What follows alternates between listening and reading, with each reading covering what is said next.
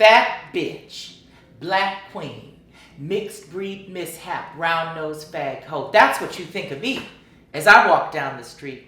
I started working on Lavender Men as a sort of historical fantasia, an image of Lincoln and a relationship between him and his legal assistant named Elmer Ellsworth. Building from my own lived experience as a queer, plus-size, gender non-conforming person of color. You know I gotta have my buzzwords in there, child. I then had sort of a prologue and an epilogue, a vaudevillian little ditty that I would do, where this character named Taffeta would come out, introduce Lincoln and Elmer, and then the play in the fantasia romance would ensue, as it were.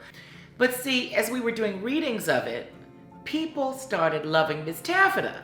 I've got a story for you. It involves an officer and a gentleman. Yeah, that's honest, Abe. What, you thought I was gonna serve you some daguerreotype realness? Eye bags, bloodshot eyes, scraggly hair, and all that jazz?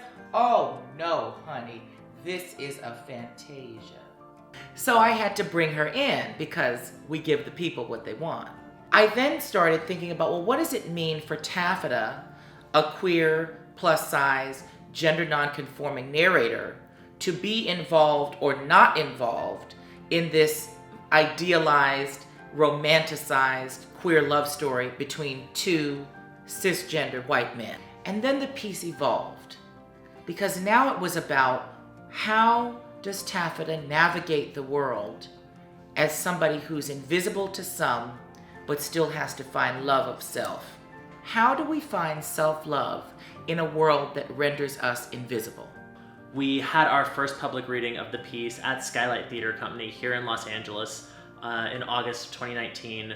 And from there we went to Broadway, to the Circle in the Square Theater in New York. I look out at that audience. That room was sold out. There's nothing more empowering than finally getting up somewhere and somebody saying, I saw you. That was something. That was good stuff. I am so excited, y'all, for the opportunity to present this play in its West Coast and world premiere. As we look forward to bringing the play to life later in 2020, under the auspices of Skylight Theatre Company, we're asking you to consider supporting us in our efforts to make this the most meaningful production possible.